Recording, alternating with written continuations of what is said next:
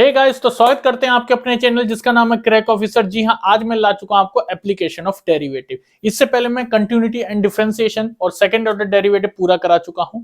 सो आज जो हमारा पार्ट है प्लस 2 में, ठीक है, हम क्या कर रहे हैं, डेरिवेटिव एट रेट मेजर, इसको कैसे करेंगे। ठीक है, अभी तक तो हम नॉर्मल कर रहे थे डेरिवेटिव, अब रेट मेजर यानी कुछ इक्वेशन, कुछ ये बन के आएंगे, कुछ एप्लीकेशन की बात कहूं तो जैसे कुछ क्वेश्चंस आएंगे आपके, वर्ड प्रॉब्लम आ रही हैं, तो उसको कैसे करेंगे। एरिया हो गया, इलिप्स हो गया, उसके पेरीमीटर हो गया किसी का, ठीक है, यानी 2D और 3D फिगर्स में क्वेश्चंस आ रहे हैं, अब उसको करना है। सो जैसे एक समझा दूं, एक बेसिक आइडिया दे देता हूं रेट मेजर के लिए। जैसे सपोज कर लिए एक फंक्शन है y इक्वल्स टू fx, ये मान लिया हमारे पास कोई फंक्शन है, ठीक है।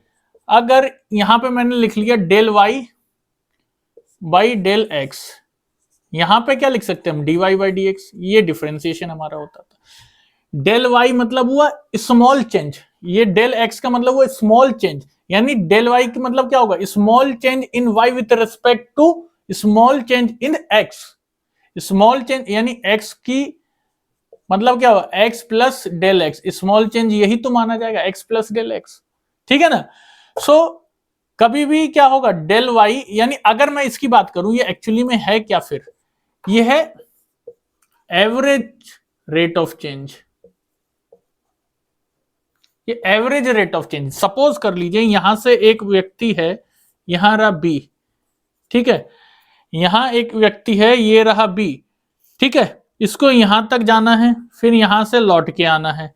सो इसका एवरेज डिस्टेंस कह लूं या एवरेज स्पीड कह लूं, वो क्या निकलेगी, कुछ एवरेज निकलेगी, एक्यूरेट नहीं निकलेगी। मैंने एवरेज निकालने बोल रहा हूं, तो मैं एवरेज बता रहा हूं। या मोटरसाइकिल हो गई, एक डिस्टेंस तक गई, तो हम बोलते हैं ना उसका एवरेज कितना है, कितना पेट्रोल यूज हो रहा है उसमें, कितना चल पा रही है 1 किलोमीटर में। सो ये एवरेज हुआ इसमें। लेकिन अगर मैं इसमें limit del x tends to 0 और del y by del x अगर ऐसे ये लगा दूं, तो इसकी वैल्यू बन जाएगी dy बाई dx, जो कि ये कहलाता है instantaneous rate of change. Instantaneous rate of change का मतलब यहां पे हो गया ये तत्कालिक, जो एक्यूरेसी के साथ हमें पता चलेगा, एवरेज नहीं, कि हमारा कितना किलोमीटर 1 लीटर पेट्रोल में चल रही है, इसको कहते हैं इंस्टेंटेनियस यानी एक्यूरेट। ठीक है, सो अब इससे रिलेटेड कुछ एग्जांपल देखते हैं ताकि इसको और बेहतर से हम समझ सकें। तो देखिए इस स्लाइड में मैंने क्या ये एग्जांपल लिखा है, बिल्कुल एनसीईआरटी का लिखा है, इसको समझा लेते हैं एक बार। Find the rate of change of the area of a circle with respect to its radius r when r equals to 5। क्या कह रहा है, rate of change of area of a circle निकालिए जिसका रेडियस गिवन है। मैं मान लेता हूं किसी का, let a be area of a circle है, उसकी एरिया क्या मान लेता हूं, ए, रेडियस r गिवन है। So rate of change of, क्या निकालना है, rate of change of area of a circle. Rate of change of area of circle क्या होगा, यानी D A by D R, rate of change of area of a circle with respect to radius R, यानी D A by I, area का change rate देखना है किसके respect में, radius के, D A by D R. अभी कर रहे थे ना हम d y by d x, x के रेस्पेक्ट में वाई को निकाल रहे थे, वही तो है बस। तो क्या लिखेंगे, डी एरिया कितना होता है पहले बताइए, पाई आर स्क्वायर होता है, पाई आर स्क्वायर होता है किसमें, सर्कल में, डी आर। अब इसका डिफरेंशिएशन करिए आर के रेस्पेक्ट में, क्या होगा, पाई कांस्टेंट है, आर स्क्वायर का क्या होगा 2r, ठीक है, तो डेरिवेटिव हो गया, क्या आया इसका 2 पाई आर। अब r की वैल्यू पुट कर दीजिए, लिखा हुआ है ना 5, तो कितना होगा 2 पाई इंटू 5, कितना आ गया 10 पाई, कितना आया 10 पाई।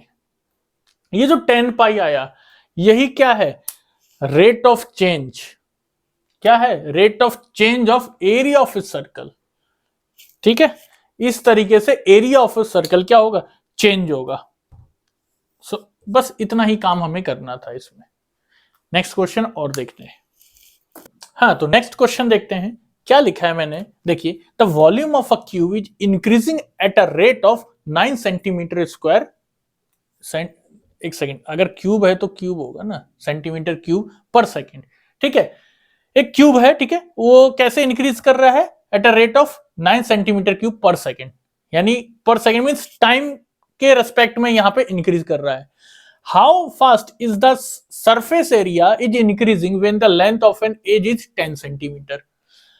अब यहां पे बात हो रही क्यूब की, तो क्यूब का एरिया क्या होता है? ए क्यूब होता है, और सरफेस एरिया क्या होता है? 6a² होता है ना। 6a³ या a², इसको x के रेस्पेक्ट में लिख लेते हैं। x³ होता है और x² होता है, ठीक है ना। और ये x क्या है? x = 10 सेंटीमीटर, जो कि एज गिवन है ना, साइड गिवन है, एज का मतलब। अब ये चीज गिवन है हमें, क्वेश्चन कह रहा है when the volume of a cube is increasing at a rate, यानी इंक्रीजिंग एट अ रेट। अब बात आ गई increasing at a rate of 9 centimetre per cube per second, centimetre cube per second, यानी with respect to t, time second लगाया ना यहाँ पे। कितना बन रहा है? dA/dt 9। कितना बन रहा है? 9। दूसरा यहां पे ये क्या कह रहा है? How fast is the surface area is increasing. अब बात कर रहा है क्या? Surface area increasing. उसके लिए मैं सरफेस एरिया के लिए सिर्फ एस लिख ले रहा हूं, या ऐसे लिख लो या ऐसे लिख लो, ठीक है, ऐसे लिख ले रहे हैं, ठीक है। When the length of an edge is इतना, यानी अब ds/dt भी तो भैया टाइम के रेस्पेक्ट में ही होगा, अलग अलग थोड़ी होगा ना। तो ये क्या होगा? ये कितना होगा ds/dt? ये कितना होगा? dy, अभी इसको बता रहा हूं मैं, या तो अभी चलो देख ही लेते कितना होगा। dy/s क्या होता है? 6x², यही। और इसको क्या लिख सकते हैं? dA/dt को dx³ लिख सकते हैं। तो इसको सॉल्व करते हैं पहले, यानी dA/dt क्या हो जाएगा? d की x³ ऐसा। अब इसका निकालेंगे तो क्या होगा? 3x² होगा। अभी हमने देखा था डेरिवेशन कैसे करते हैं, x⁴n होता है, वो पहले आ जाता है। अब ये यहां पे t है, ये x है, तो भाई कैसे होगा? नहीं होगा ना। सो dx/dt इसके रेस्पेक्ट में लिखेंगे, तो ये क्या आया? dA/dt = 3x² dx/dt। और ये वैल्यू ऊपर से देखिए 9 है, तो ये कितना आ जाएगा?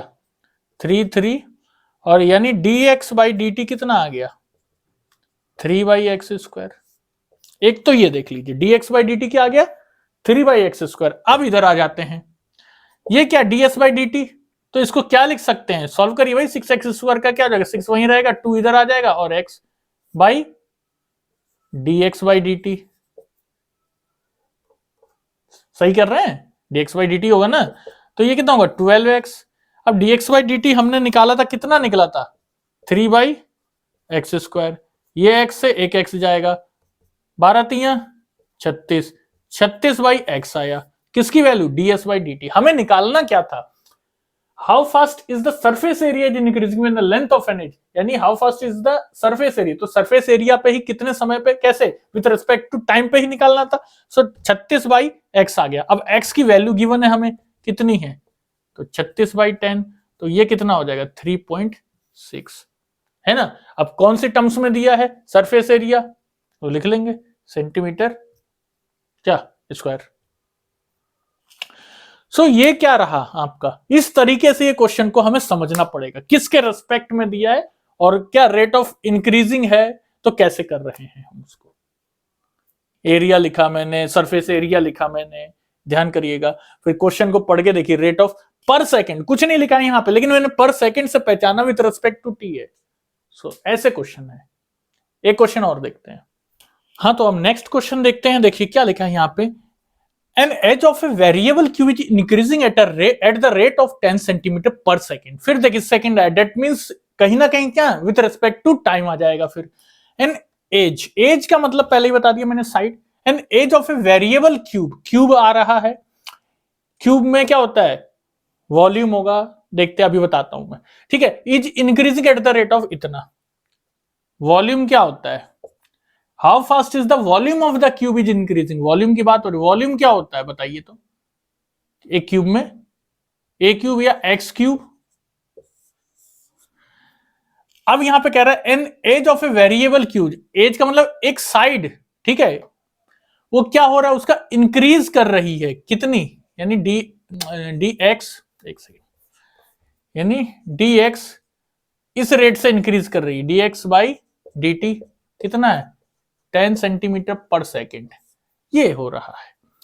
अब हमें क्या निकालना है, how fast is the volume of the cube increasing. अब यानी ये कैसे इंक्रीज कर रहा है, यानी डीवी बाई डी टी निकाल दीजिए, ये पूछ रहा है। तो डीवी बाई डी टी के लिए आप बताइए क्या करना पड़ेगा, मुश्किल है क्या, अभी हमने करा था v का स्क्वायर, v क्या लिखा है यहाँ पे एक्स क्यूब, ठीक है, सो x तो है नहीं तो, लेकिन इसका डिफरेंशिएशन करेंगे तो 3x स्क्वायर आएगा, और ये क्या होगा dx बाई डी टी। है आसान, बस लाइन को समझना है हमें, क्या हो जाएगा यहाँ पे, अब बताइए जल्दी से। 3x स्क्वायर, मेरे फोन की बैटरी फिर से डाउन पे आ गई है, जल्दी बताएं जल्दी, इस क्या होगा, dx बाई डी टी कहाँ है हमारे पास, 10 है, ठीक है, तो 3 10 30 इंटू एक्स स्क्वायर। अब x कितना है, x कितना है यहाँ पे, edge is 5 centimetre long, 5 centimetre long, तो 5 इंटू 5, 5 का स्क्वायर 25, 25 तियां 75, 750, क्या आ गया, ये वॉल्यूम आ गई सेंटीमीटर क्यूब पर सेकेंड, इस रेट से वो बढ़ेगी, ठीक है ना। तो नेक्स्ट देखते हैं। हाँ, तो नेक्स्ट कुछ क्वेश्चन और है, इनको देख लेते हैं। क्या लिखा है, the radius of a balloon is increasing at a rate of 10 centimetre per second, फिर सेकेंड है, that means with respect to t, and radius की बात हो रही है तो d r by d t. अब बात किसकी हो रही है, इसकी बैलून की, यानी क्या होगा बैलून, ये तो रहा आपका D r by d t. अब बैलून का सरफेस एरिया मतलब स्फीयर का सरफेस एरिया, वो क्या होता है 4 पाई आर स्क्वायर, ठीक है ना।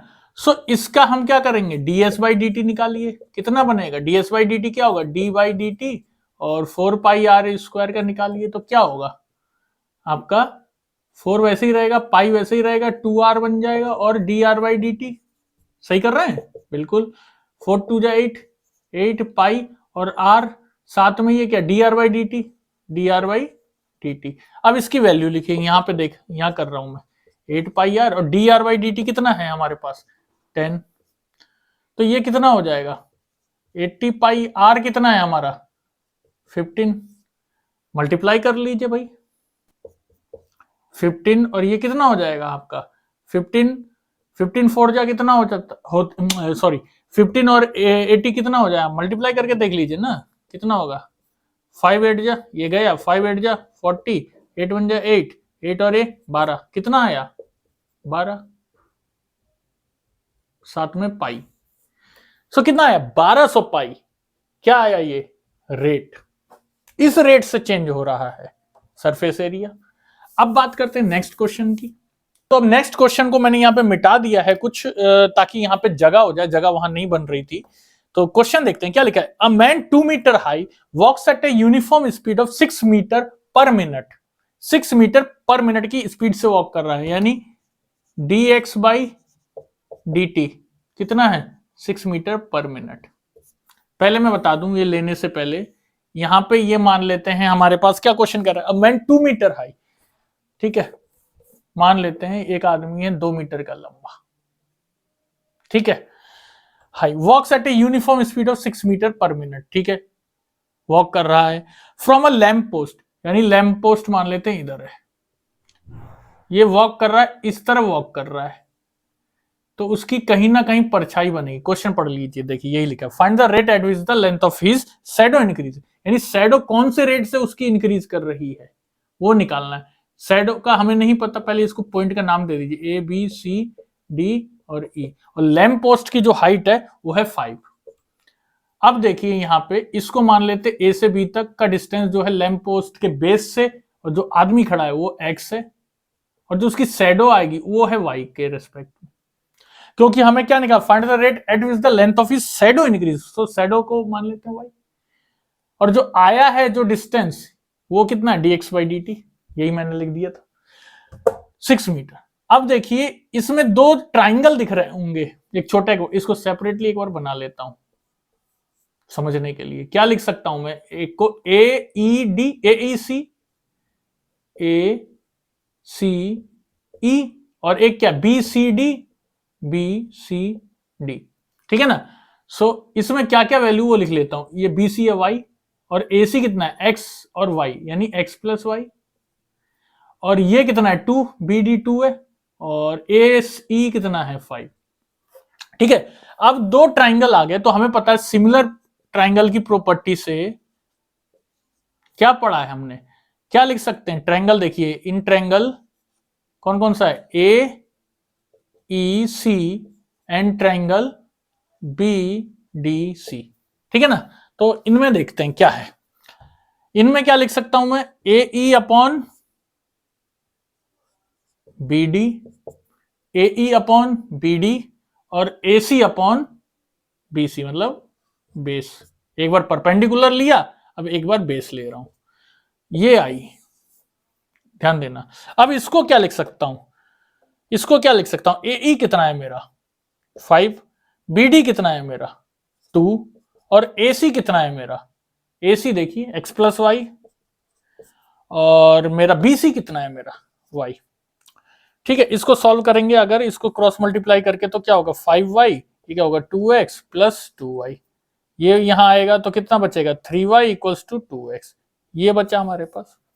अब इसको करिए डिफरेंशिएट, क्या होगा 3 d by y d t, t की रेस्पेक्ट में करेंगे ना, और 2 d x by d t. अब गिवन कुछ है मेरे ख्याल से, यहां पे देखिए पहले ही लिख रखा है मैंने D x by d T, वो कितना है 2, कितना निकला था हमारे पास 6, और d y by d t, और ये 3 यहां था, इसको वहीं सीधा भेज दूंगा मैं, तो क्या हो जाएगा 3 2 से बचा कितना 4, यानी d y by d t, यानी जो शैडो है कौन से रेट से उसकी लेंथ इंक्रीज कर रही है 4, क्या 4 मीटर पर मिनट के हिसाब से। ठीक है, सो ये रहे आज के कुछ क्वेश्चंस जो derivative as a rate measure मैंने कराए। अब इससे रिलेटेड एक पार्ट और लाऊंगा, उसमें कुछ क्वेश्चंस और कराएंगे। ठीक है, सो रेट मेजर हमारा खत्म, उसके बाद इंक्रीजिंग और डिक्रीजिंग, फिर मैक्सिमा मिनिमा और नॉर्मल प्रॉब्लम्स वाले मिसलेनियस क्वेश्चन है उनको कवर करेंगे। सो ये हो जाएगा हमारा एप्लीकेशन ऑफ डेरिवेटिव भी फिनिश, फिर कैलकुलस का नेक्स्ट पार्ट है उसमें हम आ जाएंगे। ठीक है, सो जो मेन है बेसिक कॉन्सेप्ट को उसको समझिए और आपका आराम से हो जाएगा, ज्यादा मुश्किल क्वेश्चन नहीं आने हैं। ठीक है ना, सो अब नेक्स्ट डे मिलते हैं हम, जब तक के लिए धन्यवाद एंड थैंक यू।